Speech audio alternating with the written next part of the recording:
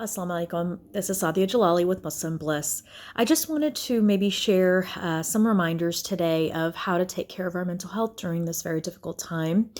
It's been a very intense 24 to 48 hours for many of us. Lots of news, lots of new developments. We heard of school closings and many events being canceled and postponed. Even today being Jummah, the Jummah prayer being canceled. And, it's okay to know that you may feel a little anxious right now. It's okay to feel a little overwhelmed by the amount of change that has come in such a short period of time. Just wanted to go over a few tips of how to maybe help ourselves to get through this. One thing is to really limit your exposure. We try not to be excessive about the amount of information that you're taking in. Again, this is a rapidly evolving situation, and we're getting, it's just changing constantly on us.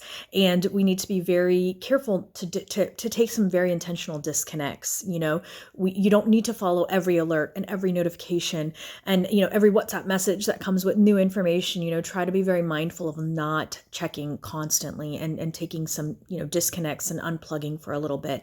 What happens is when you get hit with that much information, our hearts and minds have a really hard time processing it. And actually what it'll end up doing is it just increases panic and fear. When you're fearful and you're in, kind of a panic mode, you actually don't think as clearly and you're not as thoughtful and methodical about your decisions. And right now we really need everyone to be, it's an all hands on deck moment. We need to be smart about how we're proceeding, taking all the necessary precautions that we're being advised to take. Try to limit the exposure and the amount of information that you're getting on that consistent basis. I understand we all need to be informed, but there's a limit. Or a way to control that.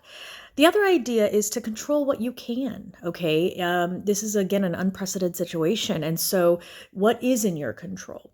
As Muslims, what do? We make a lot of dua. We ask Allah to protect us. We make a lot of istighfar in these situations. We read Salat al-Hajjah. It's a dua for I need. We need Allah right now so much. We need Him to protect us and help us get through this. Today's Jummah, so increase your durood, right? InshaAllah, send your salawat on the Prophet ﷺ. We have tools to increase our spiritual self-care to get through these difficult times in life, and we need to utilize them, inshallah, to get through all of this. The other thing is to get comfortable with the uncertainty, to get comfortable with the discomfort. This is a very, again, rapidly evolving situation. We're in some very uncharted territory. And so you have to get comfortable knowing things will continuously change and we may get more information and some more things may happen. And that's okay. What you do is you do what you can. You take the advice, you take the steps for that day, and that's it. You do what you can.